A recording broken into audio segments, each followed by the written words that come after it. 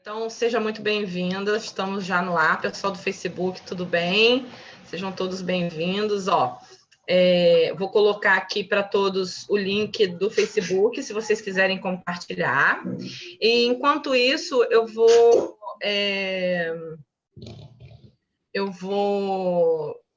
apresentar a Clarissa. É um prazer ter você aqui, Clarissa. É realmente muito bom. Clarissa foi uma colega do mesmo instituto, onde eu me doutorei, ela também está por lá. É sempre um prazer ter alguém de tão pertinho aqui com a gente, que a gente conhece pessoalmente. Eu agradeço por você ter aceito o convite, Clarissa. Eu agradeço o convite. A Clarissa é estudante de doutorado do Instituto de Bioquímica Médica Leopoldo Demés, na Universidade Federal do Rio de Janeiro, e após uma breve experiência na neurociência comportamental, optou por dedicar-se à metaciência. É parte da equipe coordenadora da Iniciativa Brasileira de Reprodutibilidade e do blog de...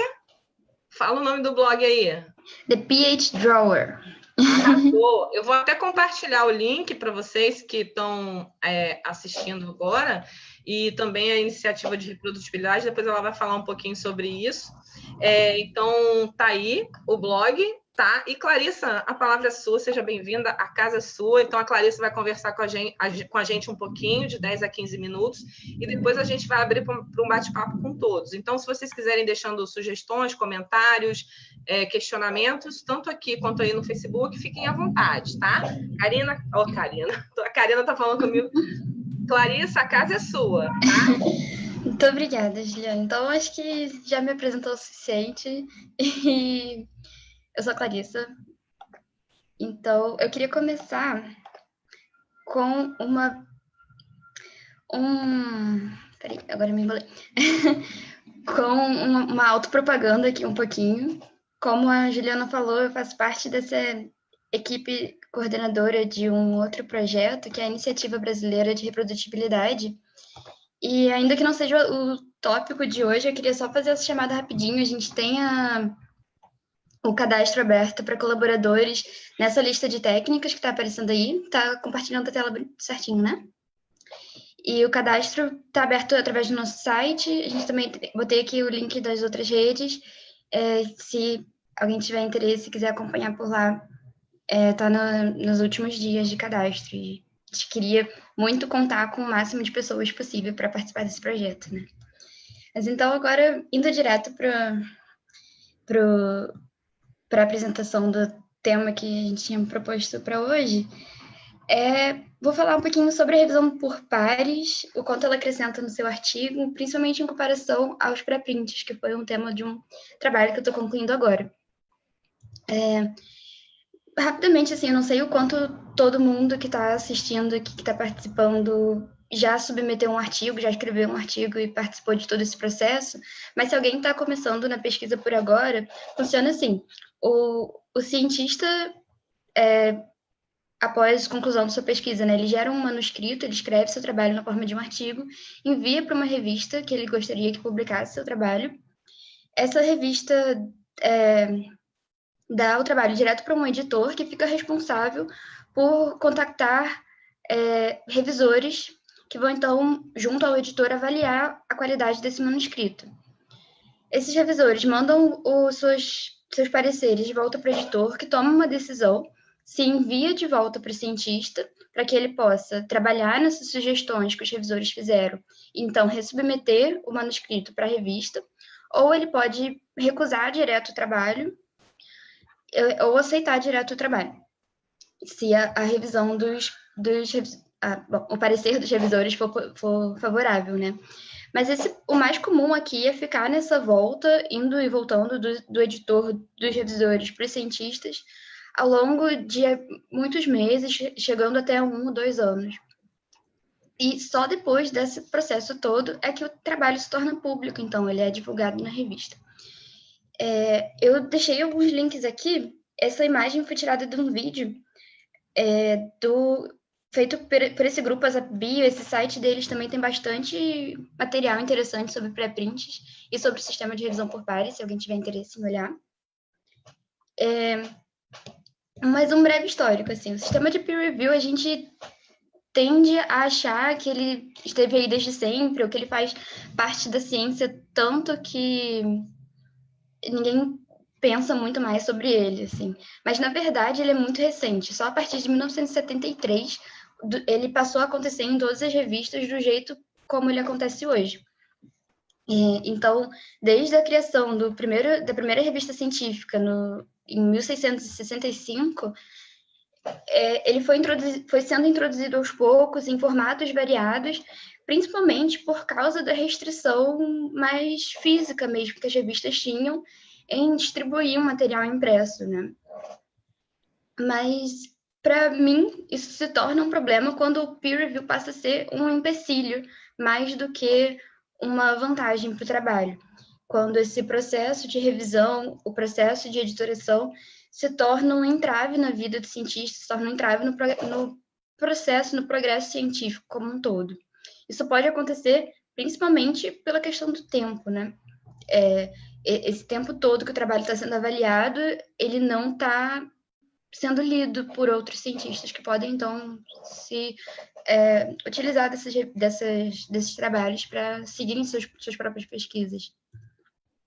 Uma alternativa que surgiu algumas vezes ao longo da história, na verdade, e que mais recentemente tem ganhado destaque na área das ciências biomédicas, são os pré-prints, em que um cientista ele consegue, assim que escrever um manuscrito, submeter ele para um servidor que apenas faz uma verificação rápida se aquilo se trata de fato de um artigo científico, ou se tem uma cara de um artigo científico, né? Então, em poucos dias, até 24 horas, dependendo do servidor, já está disponível, e todos esses servidores são de uso gratuito, então também já tira aquele entrave do pagamento de assinatura das revistas. Mas isso não impede de que, ao mesmo tempo, ou depois, o cientista possa enviar seu trabalho para uma revista e passar por todo aquele processo tradicional de revisão por pares. Esse assunto tem sido bastante discutido recentemente. Nesse gráfico aqui, mostra o número de trabalhos submetidos como pré-print para diversos servidores dos principais dentro de ciências biomédicas. E a gente vê um certo boom aqui a partir de 2016, foi quando eles conseguiram, pelo menos o bioRxiv, que é um dos maiores hoje, conseguiu um financiamento grande para passar a divulgar e discutir a proposta, né, dos pré-prints. Ao mesmo tempo, surgem críticas, que botei aqui um exemplo aqui do lado, que foi publicado como uma carta, em que o autor argumenta que a qualidade geral de pré-print vai ser mais baixa, já que ninguém leu ele antes. E essa passa a ser uma preocupação bastante frequente, né, quando a gente fala sobre isso.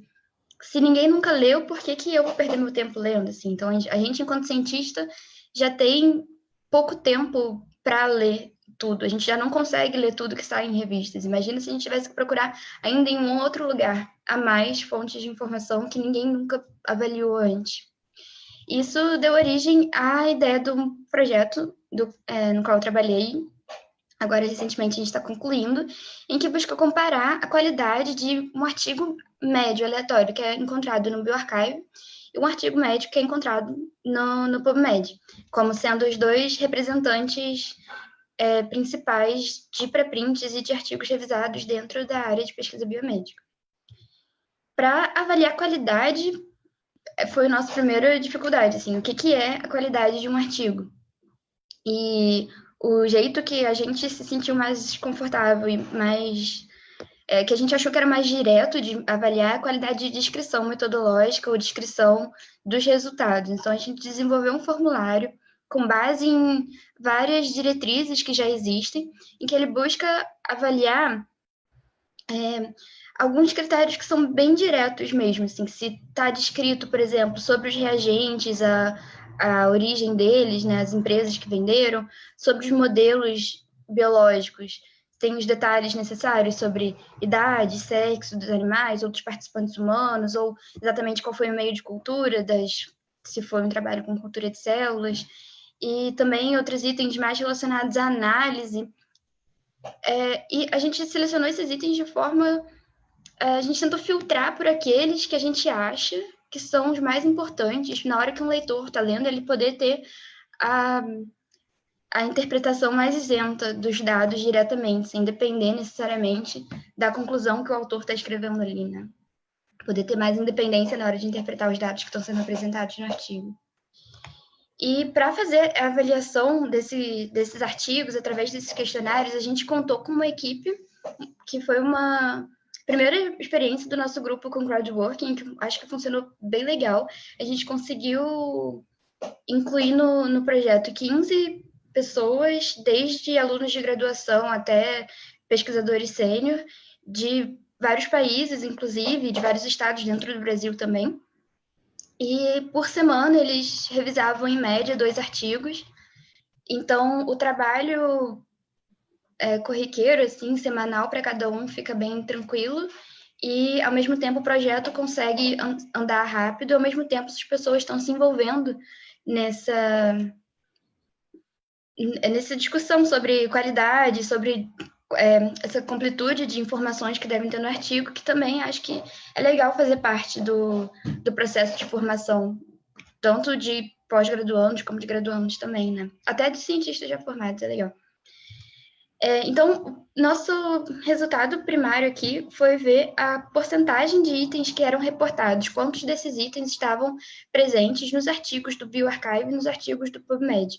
Cada pontinho aqui no gráfico é um artigo, e aqui é a nossa medida, então é essa porcentagem desses itens que foram reportados. Se a gente olha aqui do lado, a média do PubMed é um pouquinho superior, isso dá uma diferença significativa estatística, como a gente pode ver.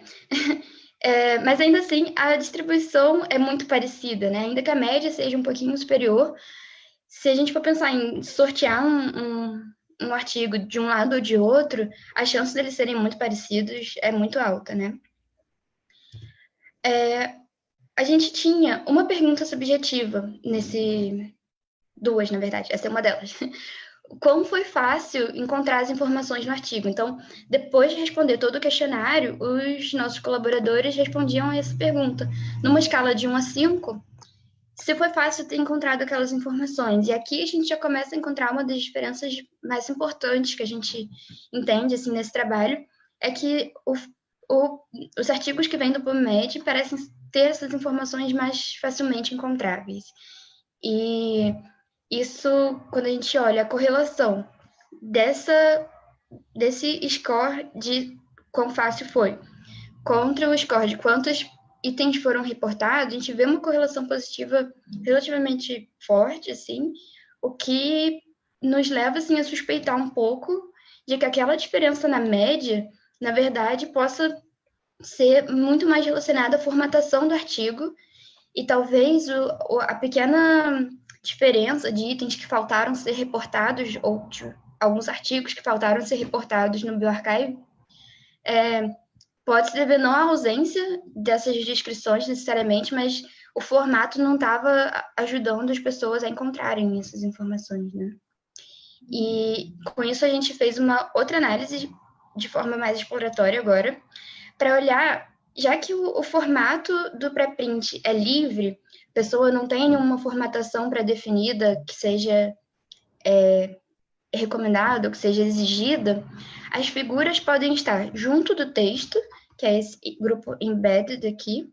Então, ao longo do parágrafo, você cita a figura, ela já aparece ali, e você segue o texto, e por aí vai. Ou elas podem estar separadas do texto, geralmente no fim do arquivo, às vezes junto ou separado da própria legenda, porque é o formato que a maior parte das revistas pede para que seja submetido, né? E os pesquisadores tendem a preparar um manuscrito de acordo com a exigência da revista e, naquele mesmo formato, colocar direto para o servidor de pré-print. Quando a gente olha essa comparação aqui dos que têm a figura junto e dos que têm a figura separado, também a gente observa uma diferença importante e a média de pontuação dos artigos do bioRxiv, dos pré-prints, que tem a figura ao longo do texto, fica até um pouquinho maior do que a média do PubMed, que eu tinha mostrado lá atrás, que era 64. E então a gente está, assim, tendendo a desconfiar que a formatação possa ser um passo importante e nosso trabalho pode informar nisso, assim, a recomendar formatações mais claras, né, para se colocar um pré-print.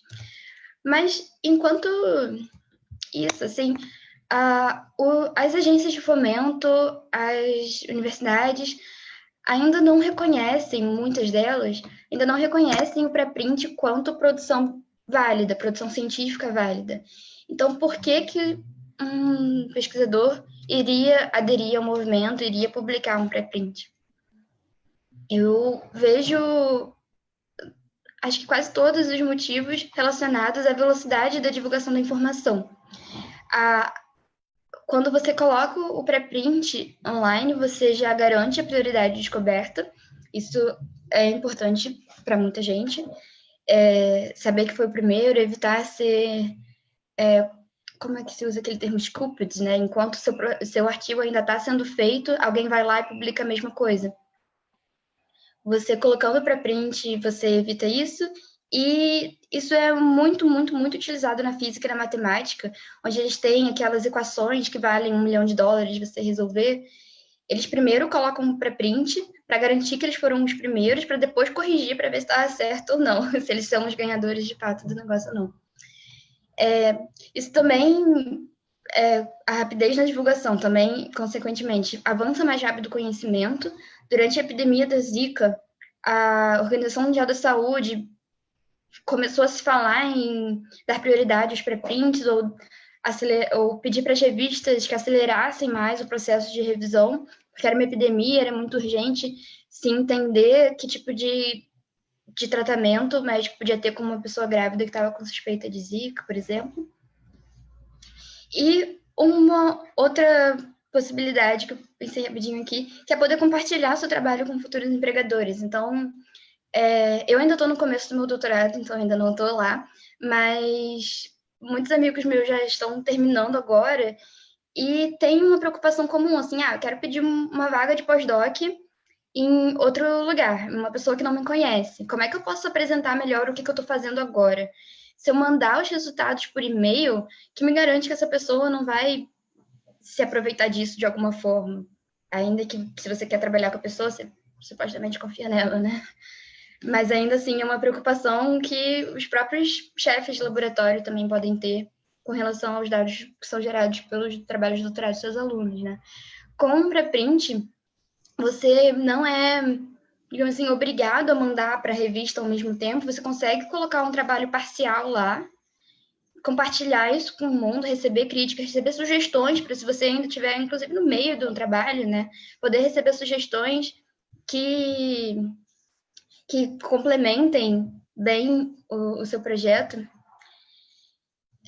Bom, eu acho que tem muitas outras vantagens, a gente pode ir discutindo isso mais ao longo das perguntas, se alguém quiser saber mais. Eu coloquei aqui, então, alguns dos maiores servidores de pré-print que tem hoje na minha área, que é a área biomédica, mas, por exemplo, o OSF Preprints, que é esse azulzinho, ele, na verdade, inclui muitas áreas diferentes, inclusive a biomédica, mas várias outras diferentes também.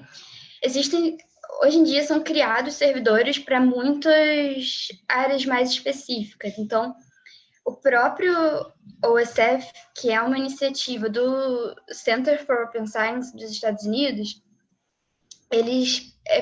dentro da plataforma deles, você consegue criar o seu próprio servidor de pré-print. Eles dão a estrutura física necessária para isso e você registra. Então, tem coisas bem específicas que vão desde biologia marinha, que é um campo dentro da biologia, até servidores mais regionais. Então, você tem o Africa Archive, que seria direcionado para trabalhos publicados por pesquisadores africanos, por exemplo.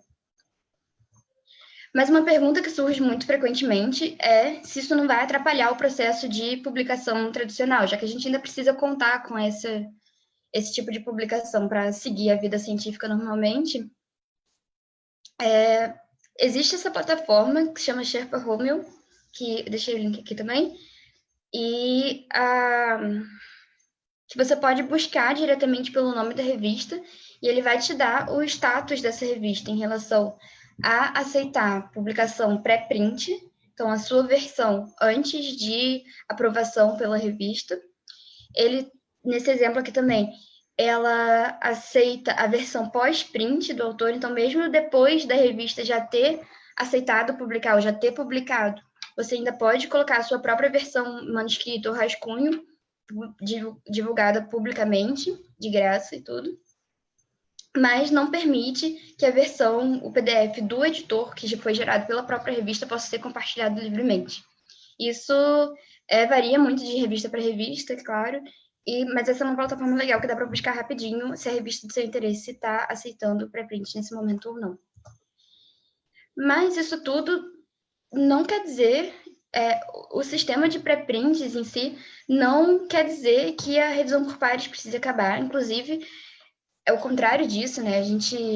Quem defende essa ideia, defende que o pré-print, na verdade, permite que muito mais pessoas participem do processo de revisão. Então, a ideia da revisão pós-publicação é de que você submete o seu manuscrito para um servidor, todo o público pode avaliar, então você pode passar por uma revisão pela comunidade como um todo, que potencialmente é mais rico do que você passar só por 2 ou 3 revisores, mas isso não exclui você submeter para uma revisão especializada, por uma revista, por exemplo, ou fazer um convite direto. Dentro do ResearchGate, você consegue vincular o seu pré-print e clicar no perfil de um pesquisador que você respeita, que você gostaria de ter opinião, e solicitar a revisão dele diretamente para o seu pré-print, que é bem legal. E o papel das revistas pode ser revisado em si, né? As revistas poderiam deixar de ser, e eu acho que seria saudável, mas isso daí é a minha opinião, né? Que as revistas deixassem de ser o portão da ciência, assim, que deixassem de ser a única, exclusiva forma de que uma pesquisa se torne pública, mas passar a ser curadoras, assim. É claro que a quantidade de trabalhos que vai entrar online a cada dia vai ser muito grande, e talvez a gente queira ter algum tipo de filtro de grupo de pessoas nos dizendo o que é legal de ler. E as revistas podem funcionar disso. Mas ainda assim, se uma pessoa está começando a trabalhar num campo novo e quer se aprofundar em tudo que já se sabe sobre o assunto, tudo vai estar disponível lá nos pré-prints, né? Ainda que a revista não tenha selecionado para destaque. Existem algumas plataformas já disponíveis para fazer revisão por pares pós-publicação dentro do bioarchive ou dentro de todos os servidores de pré-print.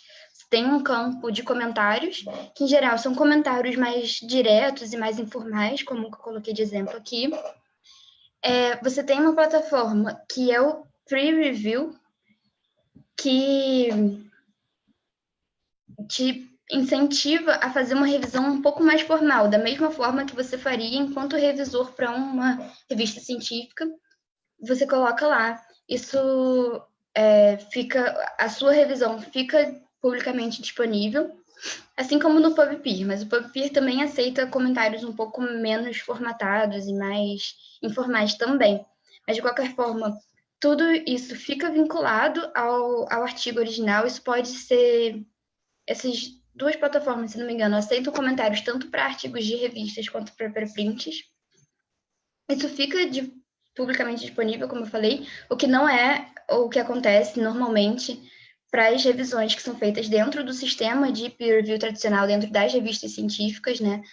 O autor do trabalho pode escolher não atender aos comentários dos revisores e simplesmente mandar o mesmo manuscrito para outra revista, então todo o trabalho que aqueles revisores tiveram se perde, e que é ruim para todo mundo, né? Tem também algumas propostas um pouco mais radicais para tentar intervir nesse sistema de publicação, que uma delas é o Periodicals, que foi criado assim. Então, qualquer um pode criar a sua própria revista científica e ser o editor em chefe. E isso eles incentivam que seja feito tanto para áreas específicas como para áreas mais amplas, ou simplesmente do seu interesse. Então, Aqui eu coloquei alguns exemplos de journals que foram criados que estão lá disponíveis. Assim, um que junta malária com machine learning e qualquer coisa que eu achar interessante, segundo o editor dessa. Coisas mais direcionadas para fisiologia cerebelar, por exemplo, ou uma coisa ainda mais específica, que é só pancreatomia no câncer. E isso você pode classificar o seu journal dentro de áreas gerais. Então, quando a pessoa busca por neuropsicologia, por exemplo, aparecem que tem esses 3 journals que se classificam dessa forma. O pesquisador, então, que cria esse tipo de journal, né? Ele pode colocar lá tanto artigos publicados em revista como pré-prints. Ele não consegue colocar o PDF, né? Ele coloca o link. E tem a possibilidade de colocar seu próprio comentário sobre aquilo, por que ele achou aquilo interessante ou não. Isso não precisa ser manter uma frequência certa de atualização, eles não exigem isso de forma nenhuma. Isso pode ser utilizado, por exemplo, também para artigos históricos, não precisa ser uma coisa muito atualizada, assim, só artigos desse mês, você vai compartilhar esse mês, e por aí vai. Eu espero ter passado um pouco da ideia geral do que são os pré-prints e do que tem para ser discutido dentro do sistema de revisão por pares. Queria só deixar os agradecimentos finais aqui. Eu sou orientada pelo professor Olavo Amaral, então esse trabalho foi desenvolvido sob supervisão dele. O Vitor e o Thiago também me ajudaram na execução e a gente lá no laboratório tem financiamento do CNPq da FAPERJ, então também acho que tenho que agradecer aqui publicamente. Muito obrigada. A gente agradece, Clarissa, eu não quis te interromper, porque estava muito legal. E eu compartilhei vários dos links que você falou aí com todo mundo. E eu, de novo, agradeço por você ter disposto a falar aqui com a gente. A gente tem algumas perguntas, várias perguntas. Assim, alguns comentários, algumas perguntas, né? Então, vou começar. O pessoal que tiver dúvidas aí, por favor, eu vou primeiro fazer os comentários que estão aqui no Facebook, tá bem? A Suzana Benites está falando que o problema do peer review é que os artigos científicos acabam tomando dimensões grandes devido às exigências dos revisores que quase perdem o sentido. Papers acabam tendo mais de 40 páginas e abrangem vários tópicos que não somente o original que o pesquisador se propôs a fazer. E ela acredita que isso é um empecilho enorme. E ela comentou também que o último artigo que ela participou demorou 3 anos para ser publicado. E com isso a informação ficava retida e quem precisava ter acesso a essa informação não tinha. E, por último, ela diz que no caso da orientadora de doutorado dela, depois de 5 rejeições em revistas de peer review, ela colocou o paper no bioRxiv por uma revolta, entre aspas, contra o sistema de peer review. Então, por isso, talvez se encaixe um pouco no que você mencionou no começo, de que a qualidade de pré-prints é boa comparada aos do PubMed. No caso delas, o paper já tinha passado por 5 rejeições, e eles já tinham editado um monte o artigo. Isso deve acontecer com outros grupos também. Você quer fazer um comentário em relação a esses, que ainda tem mais coisa? Eu acho que é isso, assim, o processo de peer review, não só no que ele alonga muito o artigo, ele alonga muito o tempo que você leva para fazer aquilo, né? E, de repente, publicar pedaços menores seria muito mais produtivo. Ainda que tem o lado negativo também, de que se a gente conta número de publicações, você ficar publicando um monte de pedacinho, isso também distorce o sistema, mas aí também eu acho que tem uma coisa de errado com avaliar um cientista pelo número de publicações, mas eu acho que já pode entrar em outra discussão, assim. Mas o bioRxiv tem uma vantagem também de você poder adicionar versões. Então, a cada rodada de revisão que o manuscrito passa para uma revista, você, mesmo que não aceite aquela revista que você vai mandar para outra, você ganha, às vezes, alguma coisa com aquilo, que você pode melhorar seu trabalho, e todas as versões ficam disponibilizadas lá. Quando a gente começou o projeto, a gente não tinha muita expectativa, assim, do que ia encontrar, porque a gente pensava, assim, em 2 possibilidades. Pode ser que o pré-print seja melhor porque ele é open access, ele é muito visível, as versões estão todas disponíveis lá, mesmo que você corrija alguma coisa, perceba um erro e corrija alguma coisa depois, o original está lá. Então, talvez os pesquisadores que se propõem a submeter um pré-print tenham um pouco a mais de cuidado do que os que pensam assim, não, depois um revisor vai olhar isso e me corrige se precisar. Mas, por outro lado, também a gente pensava, pode ser que a quantidade de artigos pré-print esperada a partir de agora seja tão grande que mesmo estando em acesso aberto, o pesquisador tem uma expectativa de, se eu não divulgar, ninguém nunca vai achar esse pré-print mesmo e não preciso me preocupar muito com ele. E, então, assim, a gente não tinha muita essa expectativa clara e o resultado foi isso aí, não parece ter muita diferença mesmo, no fim das contas. Bom, eu vou continuar com o pessoal lá do Facebook, tá? O Fausto está dizendo que é muito bom, o Fausto Ferraz está dizendo que é muito bom saber sobre a média de artigos entre os mecanismos de busca científica. E a gente ainda continua com a Suzana, ela está dizendo que o problema da revisão por pares é que, em muitos casos, se não todos, tem que se pagar pela publicação do artigo, né? Ela está dizendo que acredita que a ciência deve ser livremente disponibilizada a todos e o pagamento para publicação de artigo científico vai contra isso. Quando ela era estudante de mestrado, ela disse que já pagaram $2.500 para publicar um artigo. Então, que ela imagina que existam revistas ainda mais caras. Sim, o preço para publicação acho que chega a $5.000, assim. Eu concordo totalmente assim, com ela. E tem uma pergunta. Ela está falando que ela não sabe se as agências de fomento brasileiras estão aceitando, mas algumas agências de financiamento na Inglaterra e nos Estados Unidos já estão aceitando artigos pré-prints, que é um avanço. Se você sabe sobre essa questão em relação às agências brasileiras. Isso ainda não está acontecendo, assim. Oficialmente, até onde a gente sabe, não aparece explicitamente em nenhum edital dizendo que pré-print vão ser considerados ou não. Geralmente restringe produção científica em revistas indexadas e não sei o quê.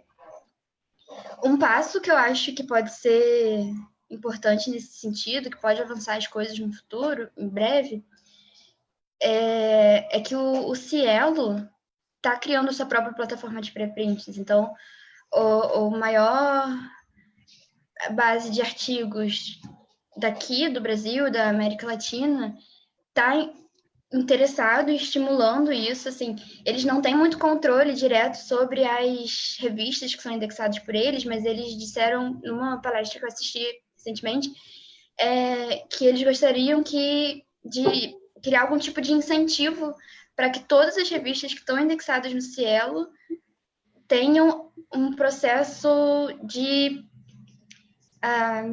uma divulgação imediata do manuscrito durante o processo de revisão. Sim, não vai acabar com o processo de revisão, mas enquanto isso está acontecendo, o pré-print já está lá disponível, né? E assim, é uma forma de complementar o sistema, eu acho. A Maria Patrícia Oliveira, oi Maria Patrícia, tudo bem? Ela está falando sobre a questão do pagamento ainda, né? Ela disse que tem uma revista que sempre escreve para ela, pedindo para ela publicar, mas que não atrai ela a revista, né? Assim, a proposta. Isso acontece bastante, eu acho, com todo mundo que já publicou algum artigo, vive recebendo uns e-mails desse. Alguns parecem até esquisitos, assim, para dizer o mínimo, quando você pensa assim, que eu mesma publiquei um artigo só, um de primeira autora, né, e 2 no total, 3 no total, em uma área muito específica, assim, ou em neurociência ou em metaciência. Às vezes eu recebo convites, assim, de revistas de cardio, de pesquisa em cardiovascular, e assim, nossa, nada a ver, assim, por que essa pessoa tá me mandando? E esses são os journals que as pessoas chamam de journals predatórios. Essa cultura do pagar para publicar gerou um tipo de um mercado que pode ser interessante para as editoras de afrouxar o sistema de revisão ou até excluir ele totalmente, para que se aceite mais e mais artigos, para que cada artigo gere um lucro para ela, né? Porque o pesquisador vai querer pagar para publicar, porque ele precisa publicar, porque ele está sendo cobrado por isso em outro lado. E isso acaba gerando um monte de coisa. Muitas das revistas, esses journals predatórios, eles são acusados de nem passarem pelo peer review. Eles dizem que tem um peer review, mas a qualidade dos artigos é tão baixa que se desconfia de que, na verdade, esse peer review seja inexistente, assim, seja fictício total. É uma pena, né? Porque ainda por cima é uma ilusão, né? O que ainda é mais grave, é quase fraude isso, não? E a gente não tem como identificar isso, né? Então, você está achando que está publicando o seu trabalho numa revista internacional que que está indexada e tudo mais, que aquilo vai contar alguma coisa no seu currículo, na sua avaliação, e depois descobre que a revista é toda errada, frauda o sistema de peer review sem você saber que você está fazendo parte disso.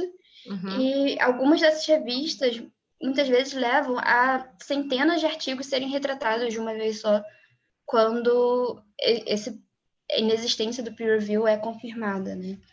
E assim, a gente está, eu acho que ainda, considerando, tem alguns outros comentários, mas recentemente, isso não é uma notícia de primeira, é de outras vezes, já ouvi falar outros casos, mas tem um caso que saiu há pouco tempo, bem emblemático, né, de um pesquisador de Harvard sobre falsificação de artigos sobre célula-tronco. Eu não sei se você viu, na verdade, foram, teoricamente, de cerca de 30 publicações, de acordo com a matéria do Estadão. E também, assim, acho que dizem que os artigos foram corrigidos, né, mas que tinham feito retratações, e é uma revista importante da área médica, e tem peer review e tudo isso, né, então, assim... mas essa é uma limitação... Essa é uma limitação do peer review também, né? Se o pesquisador está fraudando deliberadamente, um revisor não tem como detectar aquilo, porque ele só tem acesso ao que está escrito ali no manuscrito. Ele não tem acesso aos processos, ele não teve acesso aos métodos ao longo do tempo. Tem pessoas que estão preconizando isso agora, assim, que você deveria submeter para revisão o seu método antes de fazer o experimento. Alguém vai revisar e vai dizer, não, esse método está realmente adequado para aquilo que a pessoa quer saber, para o objetivo dele. Então, a revista pode se comprometer a publicar o trabalho independente do resultado, se achou um resultado bonito ou não, se o método foi seguido certinho, se a revisão tinha sido em cima do método, isso é uma publicação adequada, válida e tudo mais. Agora... pela análise do método e não do resultado dos dados, né, Clarissa? Método é tudo na ciência, né? Às vezes o resultado não sai muito lá o que imagina-se, mas seguindo o método deveria ser reprodutível. Isso. E acaba que as revistas funcionam, às vezes, meio ao contrário, né? Reduzem ao máximo o espaço que o pesquisador tem disponível para descrever seus métodos. E isso atrapalha todo mundo, assim. Atrapalha o próprio revisor, que não tem muito como tirar conclusões muito melhores do que aquela, assim. Então, depois vai descobrir que o trabalho foi todo fraudado e vai ter que ser retratado. Isso não foi culpa do revisor não ter detectado. Ele não tinha material suficiente para detectar aquilo, né? Mas aí também poderia ser uma questão na hora da avaliação por pares, né? De você dizer, olha, eu não tenho dados suficientes para analisar, visto que a metodologia está mínima, né? Então, assim, também não tem essa cultura ainda em alguns lugares, né? Enfim, não sei. Que a gente criou uma cultura de que é um prestígio você estar sendo convidado para ser revisor. Então, o pesquisador... E principalmente aqui no Brasil, né, que a gente está um pouco na margem, assim, da pesquisa mundial, ainda que em nível muito bom de competitividade, assim, a gente muitas vezes tem esse sentimento, né, a gente não tem dados para comparar isso, mas os pesquisadores aqui têm esse sentimento. Então, como é que você vai recusar um convite de um editor lá de fora, assim? Como é que você vai falar, não quero revisar para essa revista porque eu não concordo com o limite do tamanho dos métodos, se isso é uma coisa que está funcionando lá há mais tempo do que você trabalha em pesquisa, assim, é super complicado. Eu não imagino, assim, como isso possa acontecer. Eu tô falando, assim, eu entendo, você tá dizendo que as revistas não dão esse espaço, e aí você não tem nem como dizer isso pro cara que escreveu para a revista, né? Mas, assim, Pois é, mas para a gente mudar um pouco isso, vai ter que ter essa atitude de quem, teoricamente, é convidado para avaliar isso, talvez deixar um pouco a questão do prestígio de lado, né? Porque Mas senão... agora, também com a maior parte das revistas sendo um formato online, também, você perde um pouco o sentido de limitar o espaço, assim, mesmo que seja como material suplementar, sabe? Uhum. Por que que a revista tem esse limite assim ainda, sabe? O custo de manter uma coisa online não é tão grande assim pro tanto de lucro que as revistas têm. Se o sistema de revisão já não é pago, a gente paga para publicar ou paga para acessar um artigo, você consegue manter um arquivo grande online, assim. A maior parte da pesquisa não vai ter arquivos tão grandes assim que seja um empecilho, de fato. E a Karina está aqui lembrando, falando de Zika, né? Que você falou das urgências e tal. Ela está falando de um pesquisador, citando um pesquisador em relação às descobertas e às pesquisas sobre Zika, né? Que é ferrenho defensor do pré-print, como ela diz, o Stevens, né? Que eu acho que, não sei se vocês não conhecem, depois a gente vai colocar aqui um link, né? Sim, ele é defensor dos pré-prints, né? Eu acho que você pode falar melhor sobre isso, né, Clarice? Assim, como o Steven estava envolvido na própria pesquisa com Zika e... assim, eu não vou saber falar exatamente do exemplo dele, mas que ele fala em algumas palestras a comparação de um trabalho que eles colocaram para pré-print, como pré-print, e submeteram para uma revista e o tempo que isso levou, no meio tempo, um outro grupo conseguiu publicar numa revista também de altíssimo prestígio, uma coisa muito parecida ou igual, assim. Eu não vou me lembrar dos detalhes do caso agora, que com certeza fala isso melhor. Mas isso se tornou entrou muito em evidência porque o Stevens é um cara muito público, né? Assim, ele sabe se comunicar muito bem com todo mundo, com cientistas e não cientistas. E isso é importante, assim, dar uma dimensão do problema, mas o que a gente pensa também, assim, é que isso não devia ficar restrito só a epidemias ou só a Zika. Qualquer doença é urgente para quem tem aquela doença, né? Mesmo que ela já esteja sendo pesquisada há décadas e décadas, se ainda não tem um bom tratamento, isso é urgente para quem tem essa doença, é urgente para a família que está lidando com isso. Então, no fundo, esse argumento de acelerar mais rápido o conhecimento não devia ser aplicável só para as epidemias. A Zika chamou atenção, foi super importante, eu acho, mas a gente tem que continuar pensando assim no porquê que a gente faz ciência, quem que a gente está querendo ajudar a fazer ciência, ainda que seja pesquisa básica e que ainda esteja distante de uma aplicação prática, você pode acelerar a chegada até lá, né?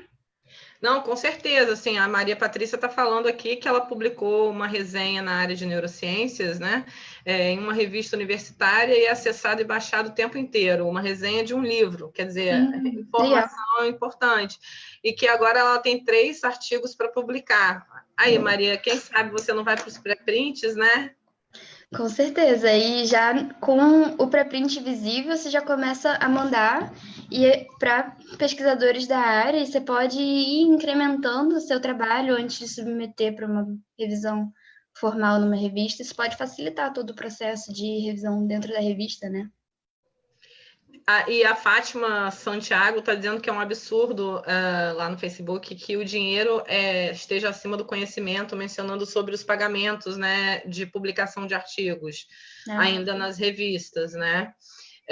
Eu compartilhei aqui também com o pessoal do Facebook, parece que vocês estão bem sintonizados, né? Porque a Suzana lá no Facebook mencionou sobre a questão do plágio, né, falsificação de resultados, e ela passou um site, né, que procura mostrar um pouco sobre isso, que é o Retraction Watch. E, ao mesmo tempo, a Karina falou dessa questão dos artigos despublicados, né? Sobre a base de dados é a mesma, e ela colocou uma parte em português, né? Falando, uma matéria falando sobre isso, então as duas, uma complementou a outra, a gente agradece. Essa base é incrível mesmo, assim. Eu vi recentemente no congresso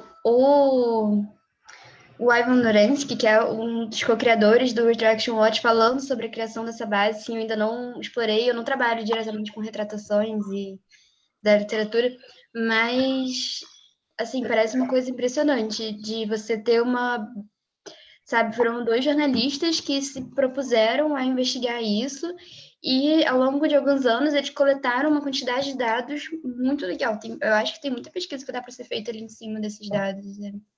É muito Eu interessante acho, assim, é mesmo. muita coisa, né? Ela está falando, citando aqui 18 mil artigos retratados, né? É muita coisa, é muito legal. Teve um caso, assim, de retratação em massa recente também, de um pesquisador da Universidade de Cornell, que, que trabalhava com pesquisa em alimentação, em hábitos de alimentação e como isso se modula assim nas pessoas, como você pode influenciar hábitos de alimentação das pessoas. Então aquela ideia de que você se servir num prato maior, você acaba se servindo de mais comida do que você usar um prato menor. É nessa linha de pesquisa, eu acho que esse dado era dele também. Mas enfim, ele teve uma série de artigos retratados agora, não por fraude, mas por práticas um pouco mais assim no que muita gente considera a zona cinza das práticas científicas, assim. Muita gente considera que elas não são assim tão graves quanto plágio, quanto falsificação de resultados, mas ainda assim não são práticas corretas. Como, por exemplo, se aproveitar da flexibilidade estatística. Então, assim, você ficar testando uma Você foi análise. mega gentil agora, hein? Se aproveitar, não, repete, foi bonito. Se aproveitar a flexibilidade estatística. É isso, se você pegar um grande conjunto de dados e, não encontrei um resultado aqui. Mas e se eu analisar desse outro jeito?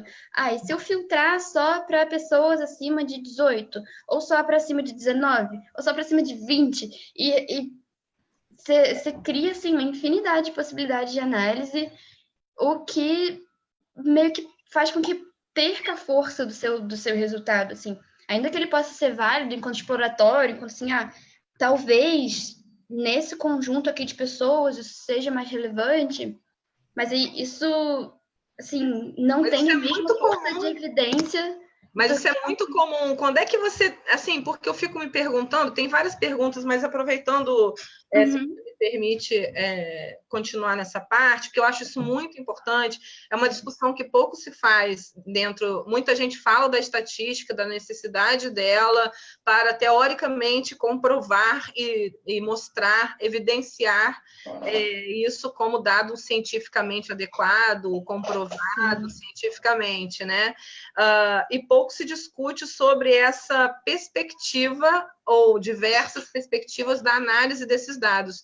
E não tem como saber, eu acho, né, Clarissa? Porque, assim, não tem como saber sobre essas tentativas. E quando é esse limite de que é uma exploração e, sim, evidenciado? Não é tão simples, né?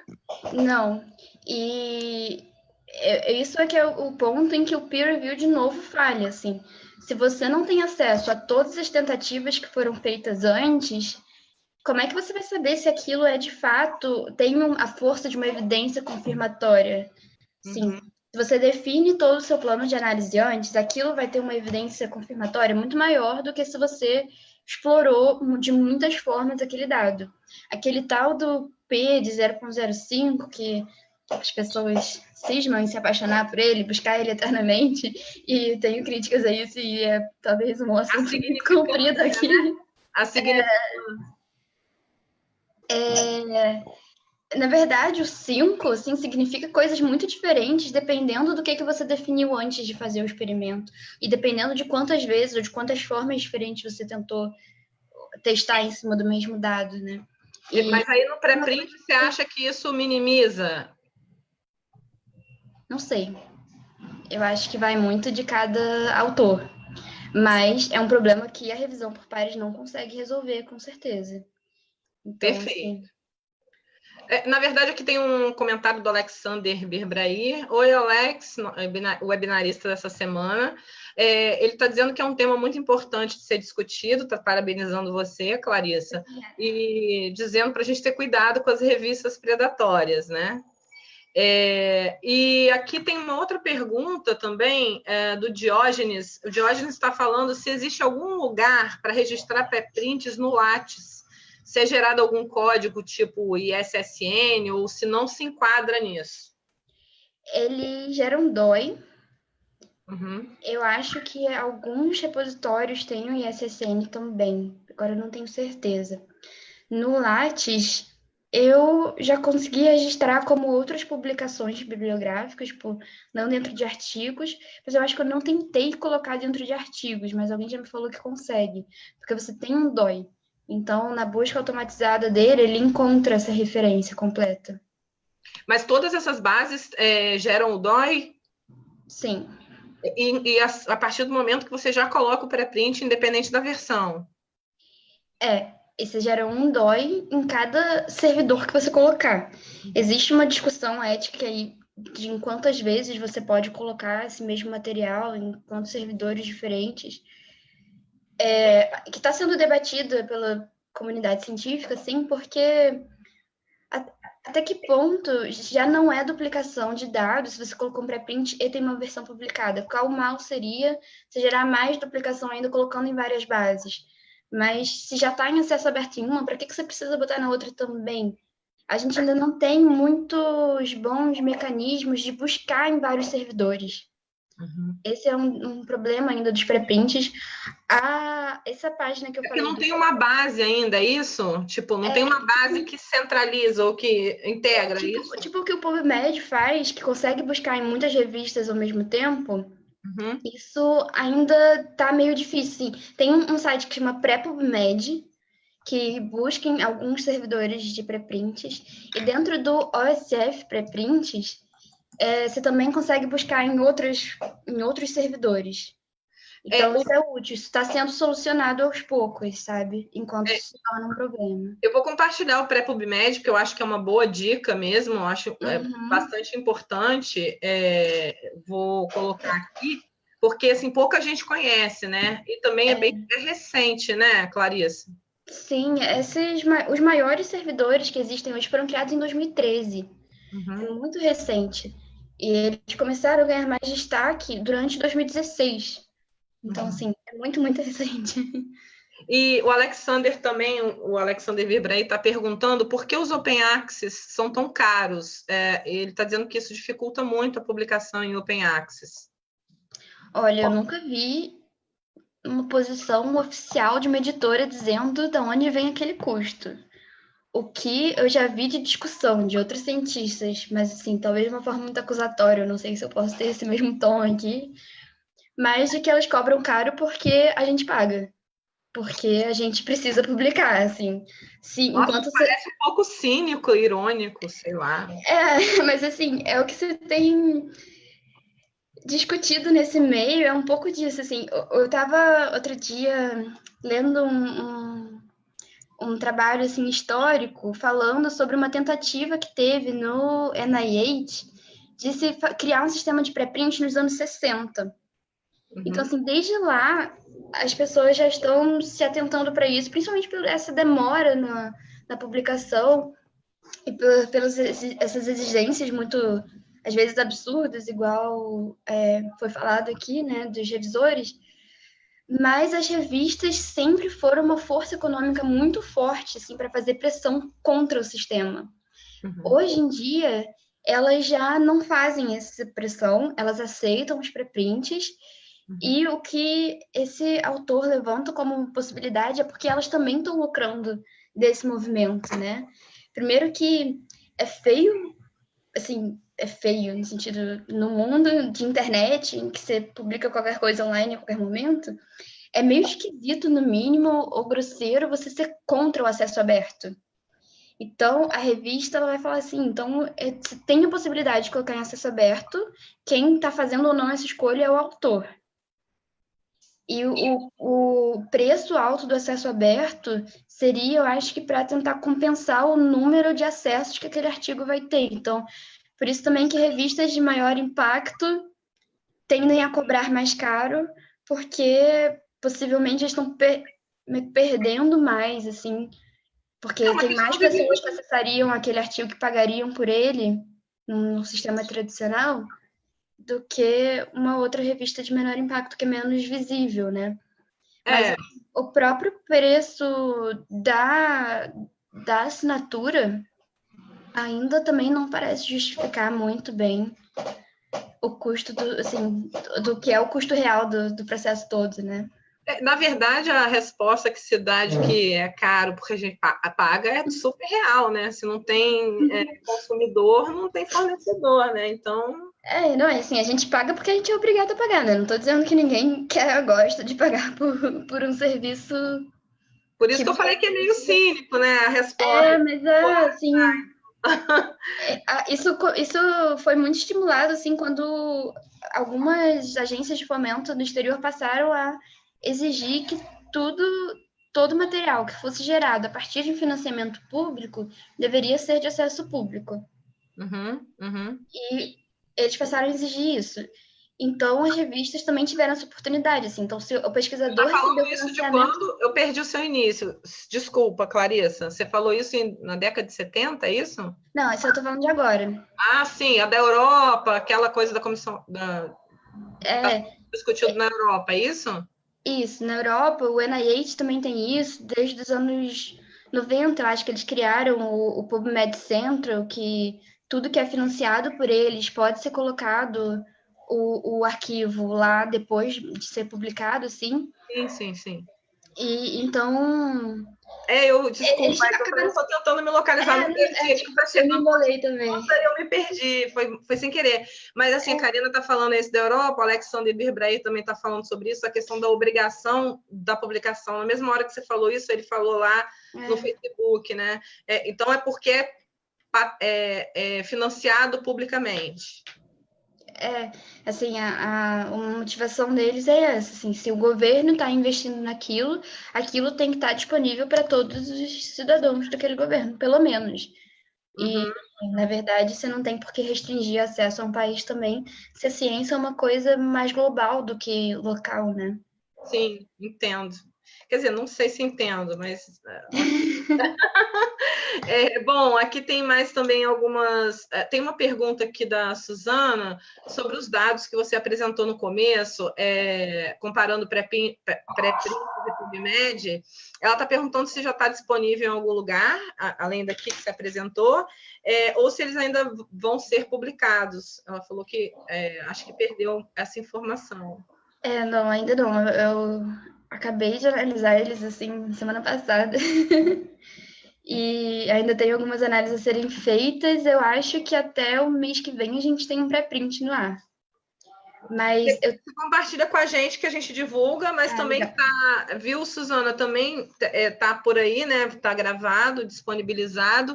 E esse é um ponto que eu queria até falar, sabe, Clarissa? Não é a primeira vez que alguém apresenta dados ainda não publicados aqui na rede, né? Sempre em vias de publicação, mas dados inéditos têm sido apresentados. Eu queria que você falasse sobre isso um pouco, porque é importante esse tipo de registro também, né? Você está apresentando os seus dados, onde quer que alguém veja o seu dado, tem um registro que é teu, né? Eu acho que isso é importante, assim. Isso acho que gerava mais dúvida em congressos, por exemplo, em que você muitas vezes não tinha um registro muito formal do que foi apresentado durante a sua palestra. Você podia ter um registro de que você apresentou alguma coisa com aquele título lá, que poderia se tratar daquele tema, mas você não tinha uma comprovação de que aquilo realmente você mostrou aquele dado especificamente. Se alguém foi lá e roubou a sua ideia ou roubou seu dado e fez mais rápido e publicou na frente e tudo mais, você não tinha assim uma forma muito boa de comprovar isso. Agora, assim, apresentando online, tá aí registrado para sempre, que fui eu que apresentei isso aqui, né? Quando você coloca um pré-print, tá lá registrado para sempre com seu nome, que você botou aquilo primeiro.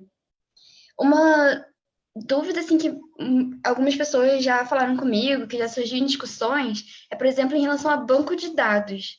Então, assim, às vezes você faz experimentos muito complexos que você só analisa uma parte daquele banco de dados. Isso é muito comum, por exemplo, na área de quem faz experimentos com eletroencefalograma. Então, você registra os neurônios todos da pessoa durante um período muito maior de tempo do que você tem capacidade de analisar. Isso gera dados super complexos e tal. E isso pode acontecer em várias outras áreas, vários outros tipos de experimentos, né? Eu pensei nesse exemplo agora. E as pessoas têm um pouco de, sei lá, um medo, assim, de colocar esses dados disponíveis, porque pensam assim, poxa, mas e se alguém descobriu alguma coisa ali antes de mim? Mas, assim, eu vejo isso uma pergunta quase besta, né? Porque se alguém descobriu alguma coisa ali antes de você e avançar alguma coisa na ciência, isso é ótimo. Assim, o seu nome está ali vinculado àquele dado, você é citado como pessoa que gerou o dado, mas você está contribuindo, às vezes, com uma coisa que você não ia ter nem capacidade, assim, em termos de tempo, de mãos, assim, uma coisa viável de você fazer. E é uma contribuição válida, no meu ponto de vista, assim, para a ciência também. E acho que isso devia, inclusive, ser mais estimulado pelas revistas e pelas instituições de financiamento e instituições de ensino mesmo, assim, que se gerassem esses repositórios. Eu acho que a USP está criando alguma coisa parecida com isso. Um lugar que você possa colocar os dados brutos disponíveis, assim. Antes do pré-print, você está falando? Uhum. Como ao mesmo tempo, né? Dados, é isso? Oi? Tipo, como se fosse um journal de dados. Mas assim... Um passo posterior, tipo... Além das análises que você fez em cima daquilo, às vezes tem muitos dados que você não chegou nem a olhar. E esses dados podem ficar públicos. Tem alguns repositórios que também te dão um DOI por um banco de dados, mesmo sem análise, sem figura, sem história, sem introdução, sem nada, assim.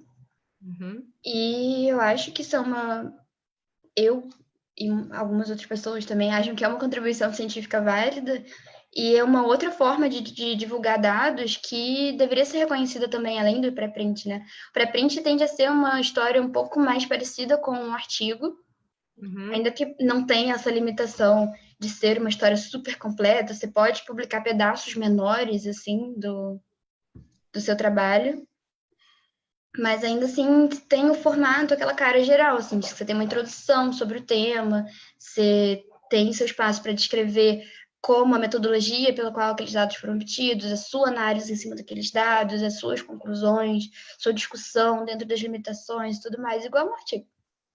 Né? Entendi. É bacana. Ó, a gente tem uma galera aqui ainda no Facebook fazendo alguns comentários. O Gilson Porto Júnior está dando boa noite, está dizendo que está lá em Coimbra, te acompanhando, viu, Gilson? O Gilson é da revista Observatório, lá do Tocantins, se eu não me engano, né, Gilson? Tá por aí em Portugal levando ciência brasileira. Adoraria saber dele sobre como a revista do Observatório pensa essa questão dos pré-prints, se dá para mesclar dentro de revistas tradicionalmente de artigos de peer review áreas para pré-prints, assim, como é que seria mesclar isso? Os editores de revista, você tem isso, Clarissa, de editores de revista? Revistas nacionais de universidades, até poderiam ter essa, não sei, fora também, fora essas bases específicas de pré-print, como é que seria mesclar isso? Seria possível? Como é que seria isso? Um jeito que é proposto, que é utilizado pelo PeerJ, que é um dos maiores servidores de pré-print também, que eu coloquei ali na apresentação. O PeerJ, na verdade, era uma revista antes disso e continuou sendo. O jeito deles mesclarem foi assim, no momento que você submete para a revista PeerJ, para passar pela revisão por pares, você tem a opção de quero também deixar meu artigo no formato de pré-print. Então, durante todo o processo de revisão, o seu manuscrito está lá disponível.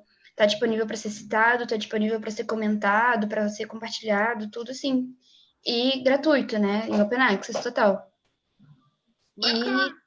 E, enquanto isso, passa pelo processo de revisão e depois ele ganha a versão publicada, com a versão com os comentários dos revisores e tudo mais. Talvez essa seja uma boa forma de mesclar as coisas. Esse é o formato que o Cielo está querendo estimular que as revistas que estão indexadas lá sigam também.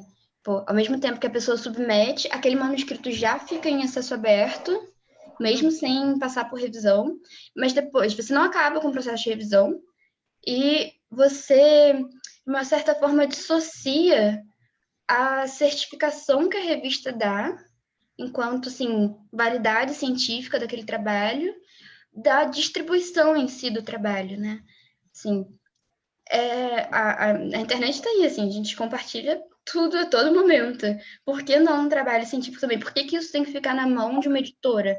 A editora pode ter a capacidade muito boa, muito melhor de dar um tipo de uma certificação, né? Assim, um selo de qualidade. Ainda que isso também seja questionável, é uma possibilidade de mesclar, né?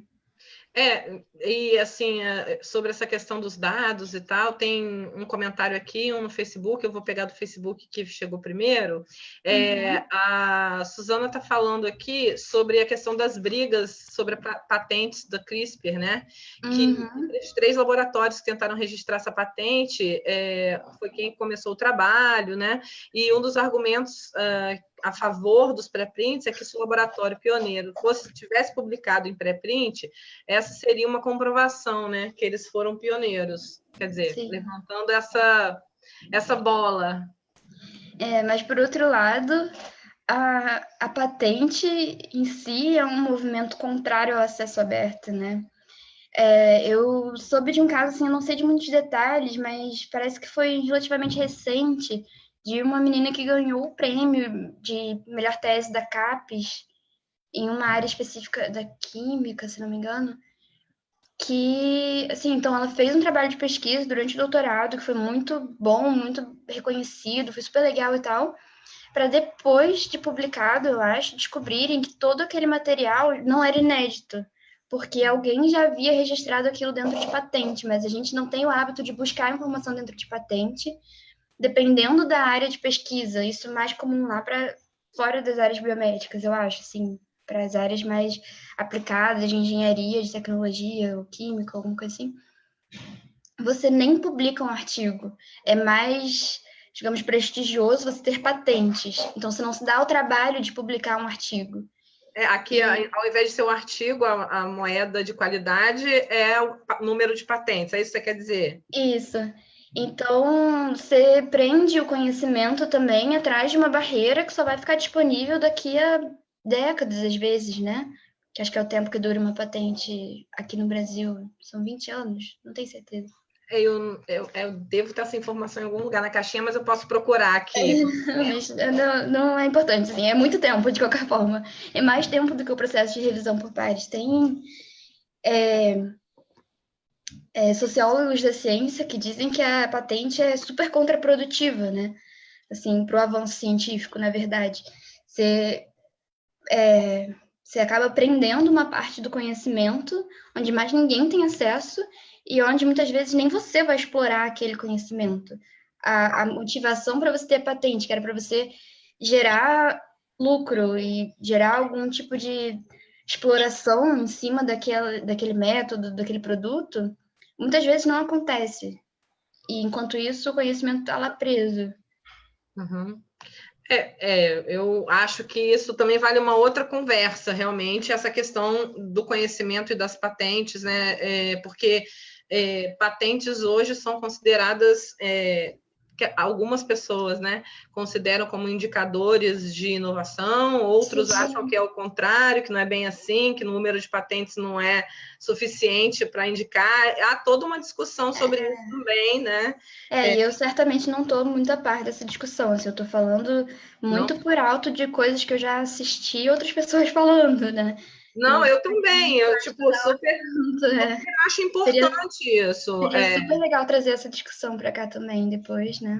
Porque vai na mesma linha, a gente tá levantando aqui a questão de o conhecimento mais acessível, mais democrático, para que acelere os processos da geração de soluções, produtos e inovação, o que quer que seja, né? Dentro da ciência e pesquisa, né? Então, acho que vai mesmo no mesmo caminho, né? Então, assim, o Guilherme Dognani está aqui falando que o sistema brasileiro de patentes é muito lento e já faz quase 2 anos que um pedido dele está sendo avaliado. Quer dizer, com certeza é bem mais do que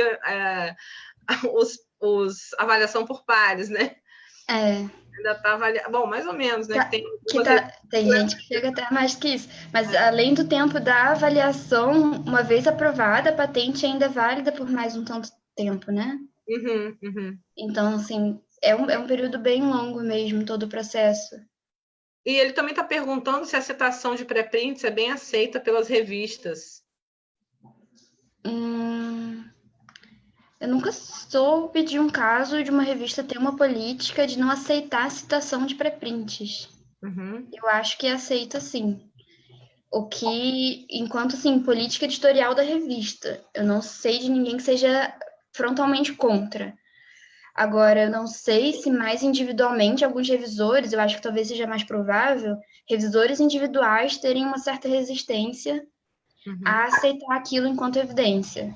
Mas é uma discussão que também eu acho que está avançando, assim, toda essa discussão que a gente está tendo, assim, sobre o que é o preprint, ainda não é uma coisa que está tão disseminada assim, muito menos, assim, a qualidade dele, né? Então, se ele é válido como citação ou não, eu acho que sim. É uma referência, né? Tá ali. Assim. Você tem o dado ali, está mostrando aquilo. Você, enquanto pesquisador, você é capaz de ler e julgar se aquilo parece cientificamente. A gente espera que pelo menos isso acreditem, né? Que a gente é capaz de avaliar a referência que a gente vai citar, né? Está publicado, né, Clarice? Assim, tá publicado. Tá publicado, assim, tem um tanto de verificação sobre o pesquisador quanto uma revista tem, né? Por causa dos jornais predatórios, se passou a fazer alguns tipos de experimentos de criar artigos fictícios para mandar, assim, artigos totalmente falsos, a partir de instituições fictícias, com nomes fictícios, para tentar ser publicado numa revista que supostamente tem revisão por pares. E, no fim, a gente tem um pouco disso, assim, né? Ninguém, na hora que submete um artigo, submete também uma foto do seu laboratório mostrando que você é uma pessoa de verdade, que o seu equipamento existe de verdade, que você não está inventando aquilo. É uma coisa que a gente tende a confiar. A princípio teria credibilidade, né? Eu vou para uma pergunta e depois eu queria a pergunta do Geraldo e depois eu queria aproveitar um pouquinho, já que você está aí, para você explicar um pouquinho melhor, assim, brevemente, sobre a iniciativa de reprodutibilidade, que eu acho que também tem um pouco de, claro, não tem relação com o pré-print, mas vocês estão fazendo análises de como o que está descrito é possível de se reproduzir, então, se você não tiver podendo ainda falar um pouquinho, mas antes eu vou fazer a pergunta do Geraldo, tá? O Geraldo é de Belo Horizonte, ele está agradecendo aqui pelo que você falou, né? E pela sua vontade, Clarissa, de todos nós. Ele disse que está iniciando o mestrado no Cefet, em Minas, na área de Química Analítica. Ele gostaria de saber se nessa área de química existe alguma plataforma parecida com a BioArchive que você mencionou. Existe, com certeza. Não sei dizer o nome agora, mas existe. Provavelmente dentro do OSF Preprints você já encontra alguma coisa. Qual? Fala para mim. OSF Preprints. Eu já compartilhei a OSF Preprints. Lá dentro deve ter alguma coisa. Estou procurando aqui rapidinho. Tá, não, fica à vontade, Clarissa, porque... Tem o ChemArchive. ChemArchive? Deixa eu achar aqui. Eu consigo compartilhar um link aqui também? Consegue, é só você ir lá no chat, você pode digitar o link. Aqui, ó.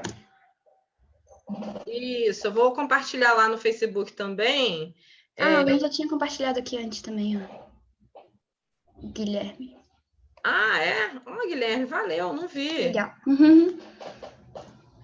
Então, deixa eu pegar aqui. Boa, Guilherme, obrigada. A Guilherme é um anjo, além de ter sido webinarista aqui, é um dos integrantes da Liga da Rede de Pesquisadores. A gente ainda não apresentou essa liga, mas estamos chegando lá. Então, já agradeço aí, Guilherme. Ele está falando que tem uma reportagem bacana aqui sobre revistas predatórias. Eu vou compartilhar com o pessoal do Facebook também. E aí vocês também podem ter acesso ao que ele falou. Se você quiser falar um pouquinho só para a gente, então, sobre o cadastro dos laboratórios, o objetivo, eu vou compartilhar também o link, vocês falaram um pouquinho ontem sobre isso, mas se você quiser dar uma palavrinha, seria tão legal, porque é uma iniciativa importante para todos nós, Clarissa. Eu acho muito legal. Muito obrigada por dar esse espaço aqui, mesmo não sendo assim diretamente relacionado. O ponto que eu acho que se relaciona é que é um outro aspecto de qualidade de um trabalho, né? É um aspecto que não cabe dentro do peer review. No momento que você publica um artigo, você não sabe se ele vai ser reprodutível ou não. E isso só o tempo e os testes vão dizer, assim, isso não é uma coisa que também deveria ser um critério para a publicação, né? A Iniciativa Brasileira de Reprodutibilidade, então, é uma iniciativa que quer buscar estimar o quanto da ciência biomédica brasileira é reprodutível. A gente se baseia em projetos que têm sido feitos em outros lugares, sempre dentro de áreas muito específicas de pesquisa, e que têm demonstrado que muitas dessas áreas têm taxas bastante baixas de reprodutibilidade. Então, aquela nossa ideia de que se foi publicado é verdade, né? De se saiu numa revista, aquilo é a mais absoluta verdade, eu não preciso retestar, está caindo um pouco por terra, mas esses levantamentos têm sido feitos em áreas muito focadas, né? Dentro de pesquisa em câncer ou dentro de psicologia. A nossa proposta é um foco mais em técnicas do que em áreas de pesquisa e de forma a abranger a maior parte, de preferência, assim, a maior parte da ciência biomédica que é feita no Brasil. A gente começou fazendo um levantamento para tentar identificar que técnicas são essas, e a gente chegou na lista das 10 técnicas que eu apresentei aqui no começo, que eu posso repetir agora, são imunohistoquímica, microscopia por hematoxilina e eosina, são dois métodos comportamentais, que é o labirinto elevado em cruz e exploração em campo aberto, e tem os métodos mais moleculares, biomol e biocell, né? Que inclui Western blot, PCR, ELISA, citometria de fluxo, ensaio de MTT e ensaio de TBARS. E como a nossa proposta é ser um projeto multicêntrico e colaborativo, a gente está com esse cadastro de laboratórios aberto. O cadastro vai até o dia 15 de novembro, já é semana que vem, e a gente tem 38 laboratórios cadastrados até agora. Então, a gente quer ainda aumentar esse número mais um pouco para que a gente possa incluir uma diversidade maior de laboratórios, né? Infelizmente, por enquanto, a gente não conseguiu, acho que, alcançar muita gente do norte, do nordeste, do centro-oeste. Eu não sei se a nossa divulgação não está chegando lá. Então, acho que tem gente aqui que trabalha nessas regiões, né? Então, fica aqui a divulgação, divulguem por aí também. A gente queria muito que fosse uma coisa assim, bem representativa do Brasil inteiro. Então, é muito importante que os laboratórios se cadastrem. Esse cadastro também vai servir para limitar quais são as técnicas que a gente vai testar depois. Dentro dessas 10, a partir dessas 10, a gente vai selecionar entre 3 e 5, dependendo do número de cadastros nelas, né? Para que tenha gente o suficiente para fazer os experimentos e que não fique muito, assim, exaustivo para ninguém, né? Que não ocupe todo o tempo do laboratório, que seja um trabalho que não interfira na rotina de pesquisa dos laboratórios. E acho que é importante falar só rapidinho, mais um pouco, é que os experimentos que vão ser replicados não são necessariamente os experimentos feitos pelo próprio laboratório de pesquisa, né? Isso é uma dúvida que às vezes surge bastante frequentemente. A gente vai escolher os experimentos de forma aleatória a partir da literatura brasileira, e o cadastro é para você reproduzir, replicar, fazer de novo esse experimento que a gente vai escolher. E tem mais dúvidas lá na nossa página do Facebook, como você falou ontem, a gente fez uma live rapidinho para tirar algumas dessas principais dúvidas, mas a gente continua sempre disponível para responder qualquer coisa. Você pode divulgar o e-mail de novo, Clarissa, por favor? Porque eu já compartilhei o link lá do cadastro, também compartilhei, acho que o site. A gente tem compartilhado quase toda semana, porque eu acho que é um trabalho que realmente requer essa colaboração, né? Na verdade, vocês vão estão aguardando vários laboratórios, como você falou, né? E é uma oportunidade de participar de uma coisa que vai ter uma... É muito bacana o projeto. Então, assim, o Olavo já falou aqui também sobre especificamente o projeto, que a gente agradeceu muito dele contar bem no começo, assim, logo que lançou, porque, assim, e agora o e-mail para as pessoas tirarem dúvidas específicas, caso tenham ainda, eu faço aqui mais uma chamada para o pessoal aí, Amapá, Pará, que sempre estão por aqui, né? O pessoal Pernambuco, Ceará, Tocantins, sempre eles estão por aqui. Então, se vocês estiverem por aí, não sei se exatamente os laboratórios e as pessoas que estão por aqui lidam exatamente com o que você... Com essas técnicas. Né? Mas aí poderia ser bacana se eles puderem, dentro da universidade, buscar um canal de comunicação, talvez uma assessoria de comunicação da universidade, só para compartilhar, né? Porque eu acho que vale a pena toda essa integração desses pesquisadores em prol de algo como essa iniciativa.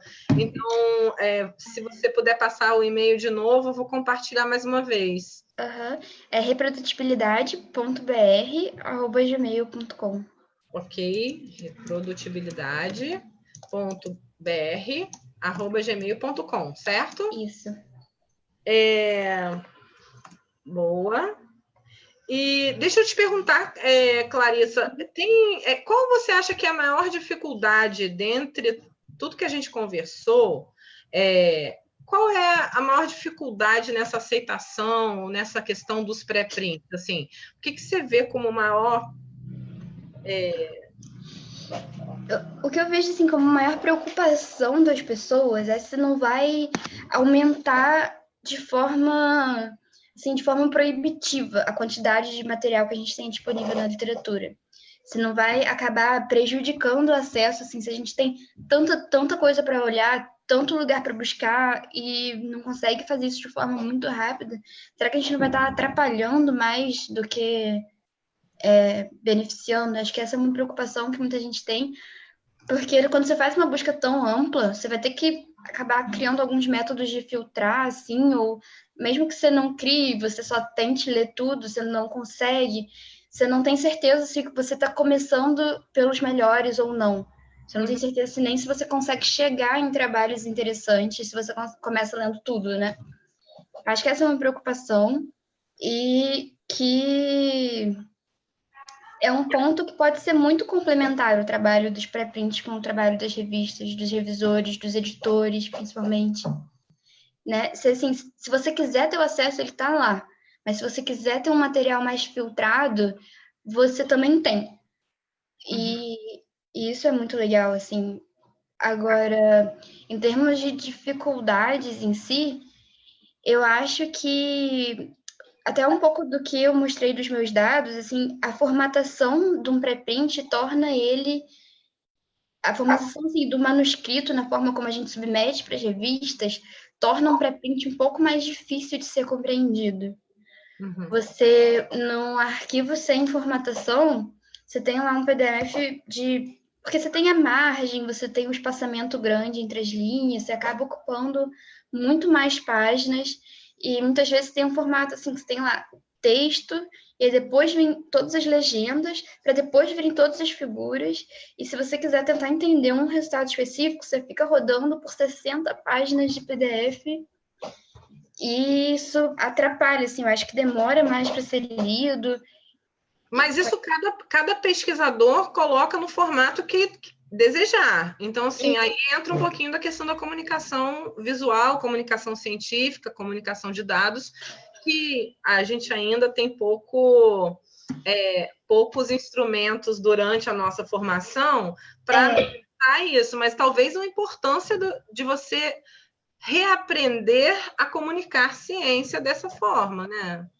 Daí vem também uma crítica, assim, ou uma possível dificuldade, que são as pessoas que pensam, poxa, além de eu ser cientista, eu tenho que ser administrador de laboratório, eu tenho que ser bom divulgador de ciência, eu tenho que fazer tudo ao mesmo tempo. Além disso, agora eu tenho que ser designer gráfico para formatar um PDF bonitinho.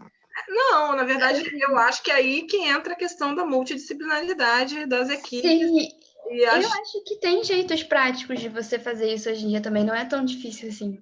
Não, eu entendo Mas, tudo que você falou, eu concordo. Tipo, a gente é quase um cinto do Batman, né? Verdade, né? Mas assim, eu entendo, mas é importante refletir, porque se a gente quer uma sim, com mudança, certeza. né? Se a gente quer alguma coisa diferente que nos dê mais liberdade, né? Acho que dentro dessa perspectiva é importante que essa liberdade também venha com a compreensão do que a gente quer comunicar, né? Mas assim, isso tudo começa com o mínimo esforço de colocar a figura ao longo do texto, mesmo que você não formate nada em termos de colunas, em paginação, em designs assim, mais complexos. Uhum. Só de você colocar a figura, à medida que você cita ela no texto, já pode ser um passo importante, né? Já pode ser uma melhora boa aí nessa comunicação.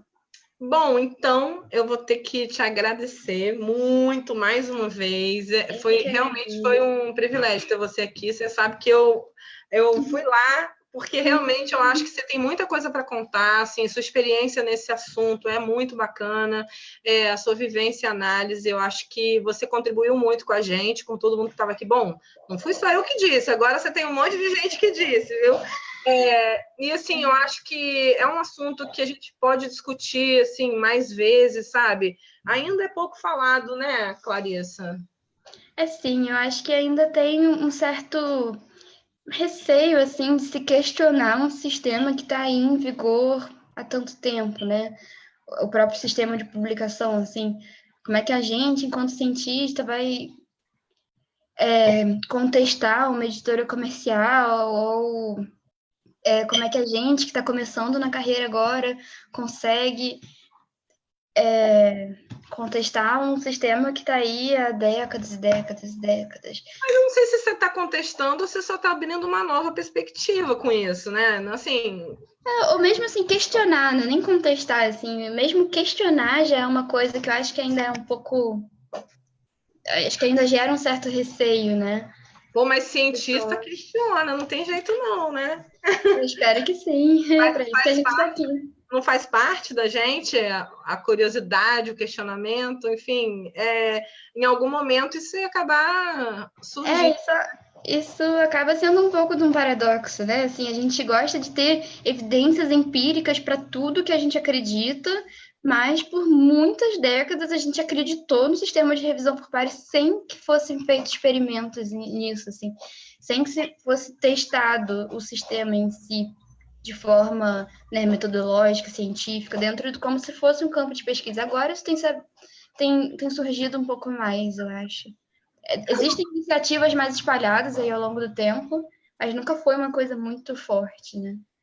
A Suzana mencionou aqui agora, por agora, que a questão dos pré-prints é que, na verdade, você já pode submeter no pré-print ao mesmo tempo que submeter ao peer review.